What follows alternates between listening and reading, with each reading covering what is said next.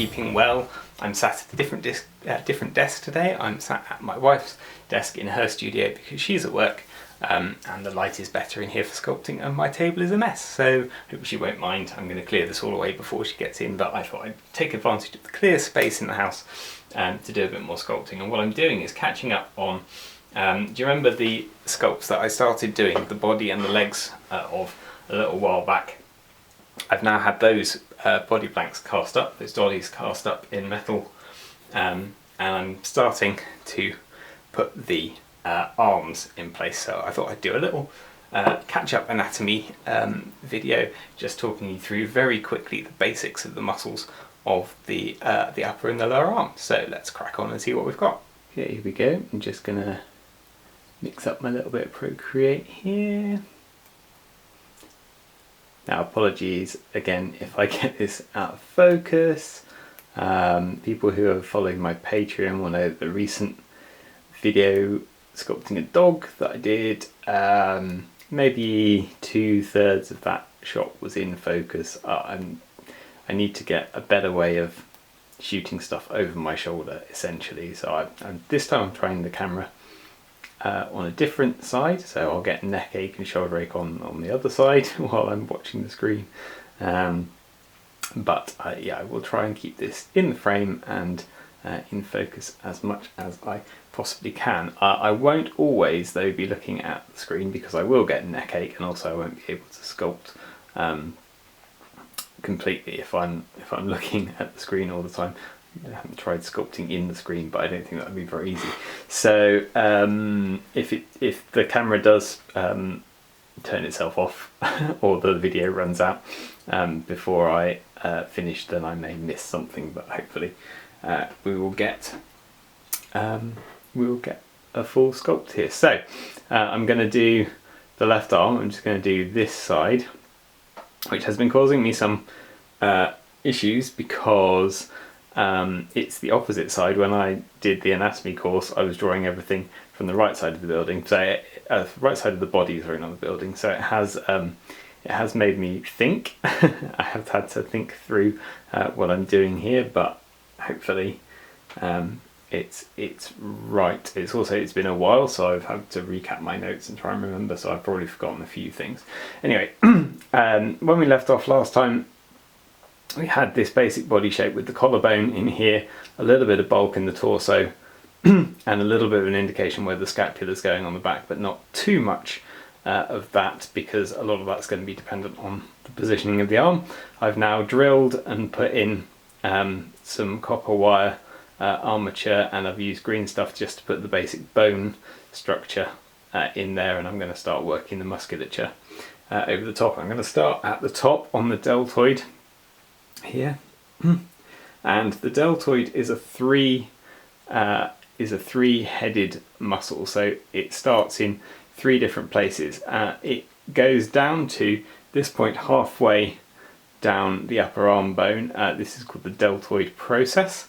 It's roughly halfway down there. The first head of the deltoid starts on the top point of the shoulder here. So I'm just going to put that in, and it should be roughly triangular. Okay, that should be what we're aiming for. Deltoid, like the delta of a river, being about it sort of spreading out and having that triangular shape. Sorry, this is really knocking the camera. Yeah, I told you I would struggle to do this on frame. Yeah, anyone got any advice for?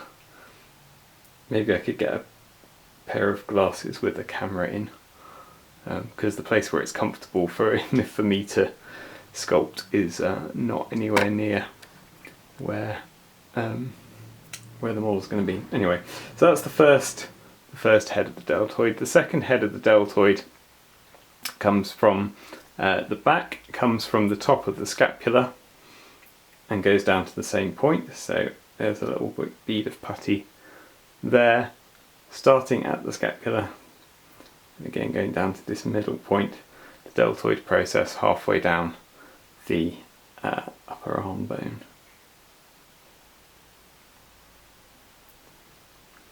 something like that. And then the third head of the deltoid comes off the clavicle, collarbone, just a little bit off to one side of it there, and again comes down to the same point.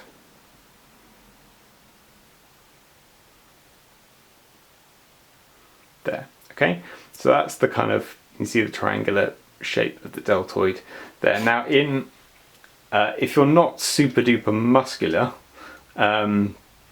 these will sort of merge into one shape, but I want to try and keep them quite defined to give the idea that this creature, this unnamed creature, this mystery creature that I'm sculpting here, is quite strong and muscular. So I'm going to try and keep some definition of those three. Let's try and keep it in focus. Appears to not have a very deep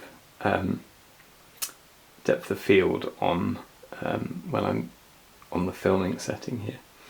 Okay, so there we go.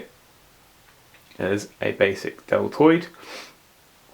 Then I'm going to go to the pectoral now, and the pectoral muscle is actually three muscles. So the first part of the pectoral comes from the sternum, the center point of the chest here. So let's just place that on there. This is going to be too much bulk, but it will give you the idea. So it comes on there, joins at the sternum, and then goes up to meet the deltoid in a triangular shape like that. The second part of the pectoral sits underneath that part, and its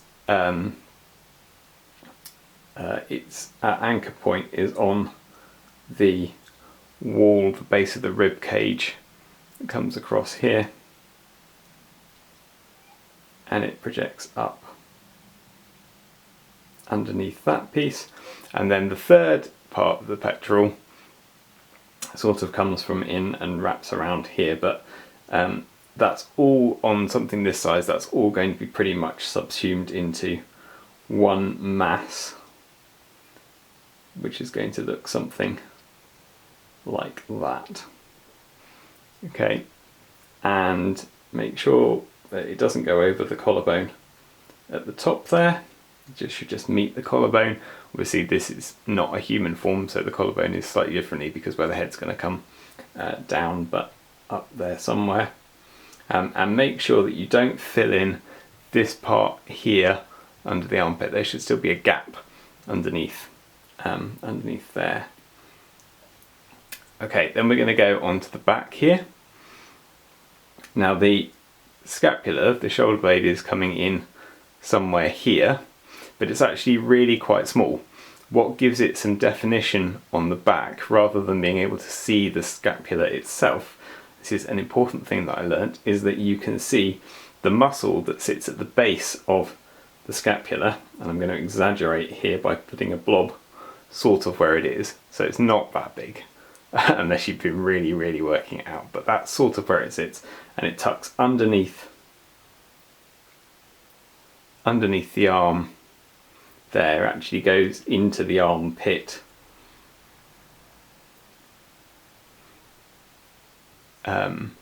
There in behind the arm, and the other part sits up against the base of the scapula, and that's called the teres major.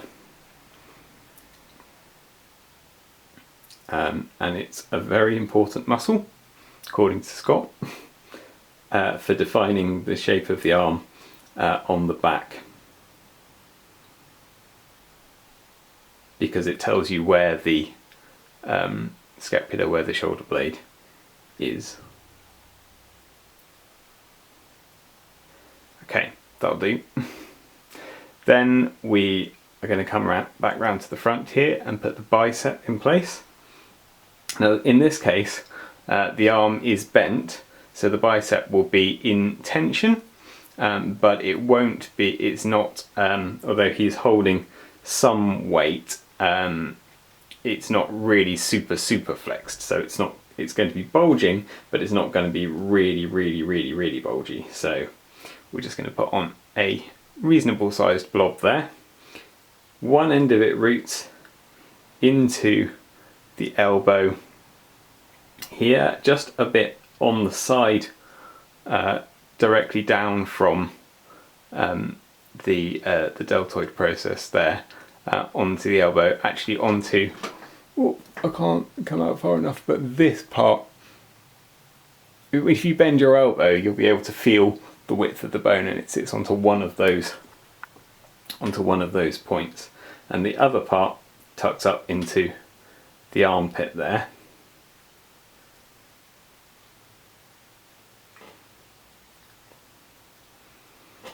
Okay, and because the mass of the bicep is on the top of the muscle here, the bottom part of the muscle here is largely tendon, so that's what gives it this sort of upper arm bulge shape. That's where the muscle is doing most of the work, and the bottom part of it here is tendon. Okay, on the back here we've got the tricep, and the tricep, three parts, has 3 points of origin. The first point of origin is at the top here under the deltoid. The second point is around here in the armpit, and the third point is just on the top side here. Now, because again this arm is bent, that's going to stretch the tricep, so you're going to see very little of its form, but you'll quite often see when people are sculpting the tricep of an arm straight, it looks sort of like this, if I simplify it like that, where you've got most of the bulk of the tricep is up the top here, and then this big flat gap before you reach the elbow, and that's again because there's a tendon. All 3 heads go into a tendon here, and where the tendon is, there's no bulk. Everything is bunched up here at the top, but only when your arm is pulled straight. When your arm is bent like this, we want much less prominence to the tricep. I'm going to take a load of that material off. Okay, and it's all going to be pretty stretched flat. And I'm going to take that into, most of that's going to go into the armpit, just to the inside here of the teres major. It's going in between the teres major and the deltoid, and we've still got the tendon here, so it's still going to be flatter towards the elbow. There we go. Now, there is one thing that we're missing in the middle here, and some models show it and some models don't show it, but without it the arm looks a little bit flat, a little bit two-dimensional. This is a muscle called the brachialis, and all you can see of that is a very small amount just in between there, and it's sort of diamond shaped. And this is a muscle that comes from the armpit, it wraps round, it comes down, and it anchors to the same point here. So where the biceps anchor down here to the radial epicondyle. There you go, technical word, radial epicondyle. That's where the biceps attach. It comes to the same point, but it does so underneath the biceps. So all you can see is this little bit that pops out here, and it mostly seems like it pops out when the can I get there? Yeah. It mostly seems like it pops out when the arm is under strain. It's a sort of deeper muscle working, but without it, that arm there looks a bit two-dimensional, but this is too pronounced at the moment. I'm going to go back in and blend all of this out so that although you'll be able to see it, it won't be quite as pronounced as that, and it's not as big as that either. I'm sort of trying to do this so that you can see it, and also so that yeah, I'm sort of doing it in a weird, awkward position, so I can't blend as well as I could do if I was working freely. Anyway, enough moaning. Now the important thing, now we're getting into the lower arm here, is to work out where the radius and the ulna are sat. So the radius is this main bone that runs up here, but the ulna is the bone that's anchored at the elbow here and at the wrist here, and that twists, if I can get my arm in place. So, woo, twisty twisty. This is the radius. No, hold on. No, other way around. This is the radius, this is the ulna. So this is the ulna. The ulna is the bone that's moving. If you sort of put your finger on there, you can feel that the radius is staying still and the ulna is moving around it from the elbow point. So I need to know what angle the fist, what shape the fist is making. In this case, the fist is pretty much straight on, and lost him again. There we go. The fist is pretty much straight on, so it's going to be down here. So the ulna is just going to lie pretty much flat along the underside of the radius there, and I'm just going to indicate that very slightly with a very thin, because this mass basically already takes into account, but I'm just going to put a very thin bead of putty there just to remind myself, but also because it makes this bone thicker at the elbow and at the wrist. He says doing that the other way around. And this bone is pretty much exposed at the elbow. Obviously it's got a layer of skin over it, but there's no muscle running over the top of that cap, so that should be very clearly visible, that sort of sharp triangular point on the elbow there. And then we come to the muscles of the forearm, which are very complicated. There are lots and lots and lots of muscles of the forearm,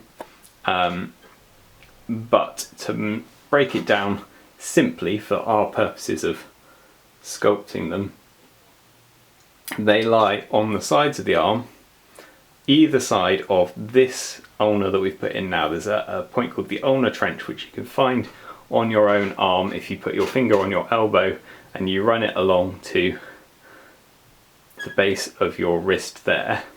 You can feel bone all the way up, and that's called the ulnar trench, and there is no muscle there. So that's the dividing line on the base of your arm between the two batches of muscle, one of which is the extensors for your hands and your wrist, and the other is the flexors for your hands and your wrist. And there is one of those for each finger and one for the wrist.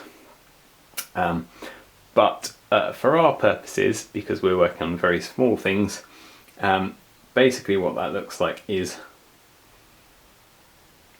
a sausage here that goes into the base of the upper arm bone behind the brachialis there, and then wraps over and round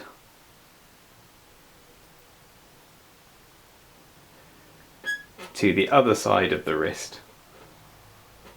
So if I can show you there, that's wrapping around there. Again, this is exaggerated so you can see it. And then that rounds off, and it's being held in place at the wrist by that band of tendons that keeps everything taut around the wrist, so it has no thickness there. So really squash that out, narrow that out. We don't want any thickness on added to the wrist at all. All of the thickness, squidge it up to the upper arm. Okay, and again, depending on whether the wrist is going to be flexed or extended, this will be more or less bunched. In this case, it's fairly relaxed because his fist is dead straight along here.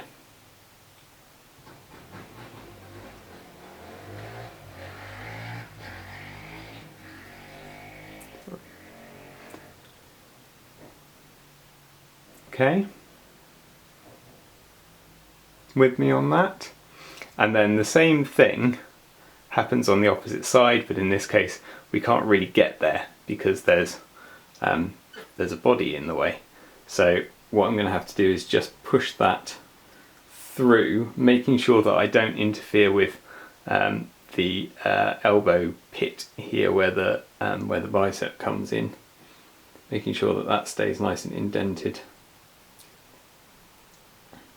And I'll just spread that out. So I'm going to go ahead and blend all of this together, and then we will take one more look at it. Okay, so here we go again.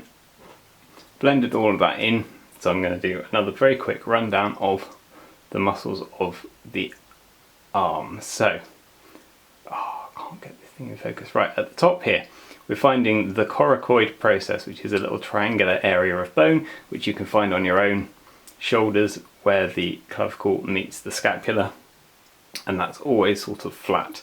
And the deltoid comes, or the middle head of the deltoid comes from there, direct down to the deltoid tuberosity halfway down the upper arm.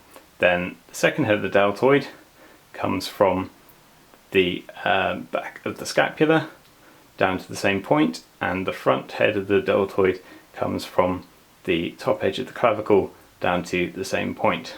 Then the pectoral muscles, basically one big mass here, but if you want to do individual heads, find the sternum, project up into the deltoid, find the base, it's called the something arch, I can't remember, anyway, the bottom of the rib cage, project up in and then across from the scapula underneath here, and there is another one lower down that goes up, but you can't see any of that anyway because it's all mostly, apart from in some poses, mostly hidden by the muscle over the top. So that's the basic form. The teres major here, which you can't really see now because it's not very prominent in this position, but it kind of sits here under the scapula, in under the armpit. Then the biceps come from the armpit down to the point, the knobbly point on the edge of the elbow bone there. What's that? The bicep process, the rotational process. Process, is that the right word? I should look it up. Let me look at my notes a second, and I will tell you where it comes to. It's another tuberosity, there you go, the radial bicep tuberosity, which is this lumpy bit on the edge here. So that comes down to there. Triceps come into the back of the arm from up in the armpit mostly, but although there are three heads and depending on the pose of the arm it will be slightly different, but remembering to put that bit of that flat part of the tendon in there as well. Then the brachialis bulge in the middle here. Then find your ulnar position, pop that in, find the ulnar trench, and then from one side